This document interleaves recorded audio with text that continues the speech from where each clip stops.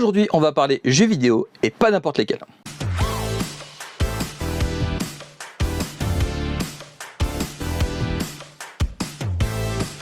Graouh les gens, vous allez bien, c'est les Gauchis.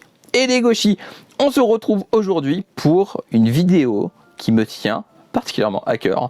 Il s'agit de vous présenter 3 jeux vidéo de mon enfance, vraiment 3 de mes jeux préférés de quand j'étais plus jeune. Il y en a forcément un que vous connaissez dans le lot, je pense, mais clairement c'est 3 jeux que je voulais vous présenter. Alors c'est 3 jeux PlayStation 1, parce que c'est une de mes consoles coup de cœur, tout simplement, et j'ai toujours été plus PlayStation que les autres, mais du coup, il y a 3 jeux PlayStation qui m'ont fortement marqué, et dont je voulais vous parler. On commence donc avec le premier, qui s'appelle Jade Cocoon. Jade Cocoon, c'est donc un jeu sorti en 2001 en Europe, développé par Genki et édité par Ubisoft et Crave Entertainment. De quoi parle Jade Cocoon? Dans le monde de Parel, il y a ce qu'on appelle des maîtres des cocons. Chaque ville a son maître des cocons qui est là pour capturer et purifier les monstres qui habitent à l'extérieur de la sphère divine qui protège la ville. Mais dans la ville de Cyrus, le maître des cocons, Ricketts, a disparu depuis un long moment. Et une malédiction est en train de toucher toute la ville de Cyrus. C'est donc au fils de Ricketts, le vent, vous pouvez changer son nom si vous l'aimez pas au cas où, de devenir maître des cocons et d'essayer de briser cette malédiction en trouvant des réponses. Jade Cocoon s'apparente à un Pokémon-like. En effet, quand je dis capturer les créatures, c'est au sens propre. Vous devrez capturer les créatures, même les fusionner entre elles, pour faire des résultats qui sont esthétiquement plus ou moins réussis, afin de combattre d'autres créatures, des boss, etc. jusqu'à la fin du jeu. Jade Cocoon n'est pas un jeu excessivement dur, il n'est pas excessivement long non plus, mais il est excessivement cool. Les combats sont plutôt corrects, même si ils sont peut-être un peu lent, cependant ça reste très agréable à jouer. Surtout que le personnage principal, le vent, ou n'importe quel nom que vous avez pu lui donner, se joint au combat et tape directement les créatures. En fait, vous pouvez switcher avec vos créatures, c'est soit le vent, soit les créatures, c'est à vous de choisir. Il y a évidemment un système d'éléments qui fait que certains éléments sont plus forts que d'autres, et du coup c'est à prendre en compte lors des combats. Combats qui sont accompagnés d'une musique absolument incroyable. Les musiques de Jade Cocoon sont vraiment géniales, mais genre génial. Ma musique préférée reste celle des combats de base qui est absolument magnifique. Graphiquement, évidemment, c'est un petit peu vieilli, mais ça reste très agréable à l'œil. De toute façon, on ne joue pas un jeu pour ses graphismes. Mais niveau design, alors là, c'est une autre histoire.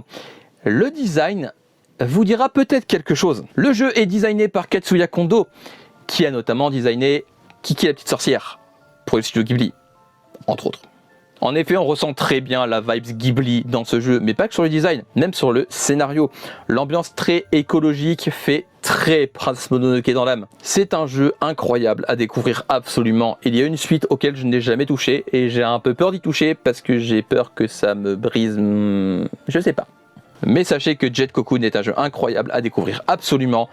Si vous êtes fan de Pokémon-like, si vous êtes fan des studios Ghibli, si vous êtes fan de jeux vidéo, découvrez Jade Cocoon, c'est un jeu incroyable.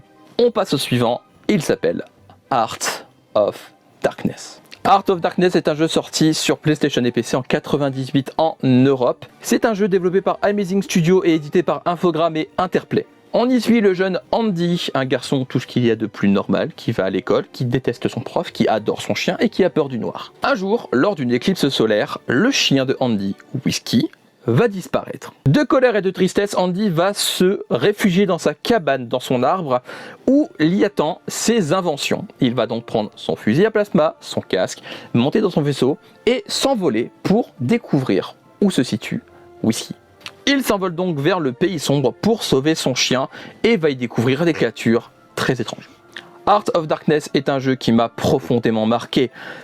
Ce jeu est absolument incroyable. C'est un jeu très sombre, un jeu presque d'horreur pour enfants, on peut dire ça comme ça. Le jeu est créé par Eric Chahi, qui a créé notamment Another World, qui est un autre excellent jeu d'ailleurs. C'est un jeu au design génial, au design qui est très évolutif. Au fur et à mesure des niveaux, les niveaux ne se ressemblent pas du tout et les différents tableaux sont incroyables. Car oui, ça fonctionne par tableau. Vous passez d'un tableau à un autre. Et chaque tableau est un régal pour les yeux. Les cinématiques sont d'ailleurs très cool. La 3D, je trouve, est encore très agréable. Cependant, quand je dis jeu d'horreur pour enfants, c'est un jeu d'horreur pour enfants persévérant. Parce que le jeu est extrêmement dur. Oui, j'en rigole parce que je me rappelle de mes crises de nerfs quand j'étais plus jeune. Certains niveaux sont à vous casser la tête, mais ils ne sont pas impossibles pour autant. Il faut juste se montrer persévérant et avoir beaucoup de patience. En termes d'ambiance, c'est assez sombre, c'est parfois un peu drôle, mais c'est surtout sombre, et clairement c'est l'ambiance très sombre qui m'avait beaucoup plu à l'époque. C'est un jeu unique en son genre qui est vraiment génial. J'aimerais tellement un remaster de ce jeu, mais il n'en a pas besoin. Clairement, même si j'aimerais beaucoup en avoir un, il est encore parfaitement jouable aujourd'hui. J'ai d'ailleurs très envie d'y jouer là maintenant tout de suite. On passe au troisième et dernier jeu de cette vidéo, qui est Final Fantasy 9. Avouez, vous vous attendez à notre numéro. C'est un jeu de Square sorti en 2001 en Europe et c'est un fameux opus de la fameuse licence Final Fantasy. Je ne suis pas sûr d'avoir besoin de présenter Final Fantasy 9, mais au cas où, on y suit le personnage de Jidan qui est un voleur de la troupe des Tantalas, qui est une troupe de théâtre, ou presque, qui un jour se met en tête de kidnapper la princesse Grena d'Alexandrie. Cependant, rien ne va se passer comme prévu, bien évidemment, et ils vont entrer dans leur aventure le jeune mage noir Bibi, le garde royal Steiner et plein d'autres. Vous vous en doutez, c'est un Final Fantasy. L'histoire de base, c'est l'histoire de base, c'est beaucoup plus complexe qu'il n'y paraît, et clairement Final Fantasy 9 est assez complexe, mais très riche. C'est une habitude dans la licence de faire un speech qui est un peu standard, on va dire, entre guillemets, et de rendre l'histoire beaucoup plus complexe et riche qu'il n'y paraît. Et clairement, Final Fantasy 9, c'est pour moi le meilleur dans son genre.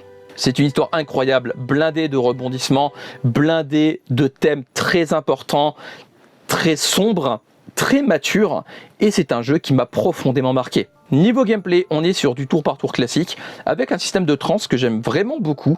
C'est vraiment un système que j'adore, c'est très bien utilisé et je l'utilise tout le temps. Et comment parler de Final Fantasy 9 sans parler de ses musiques incroyables? C'est pour moi la meilleure bande son Final Fantasy ever.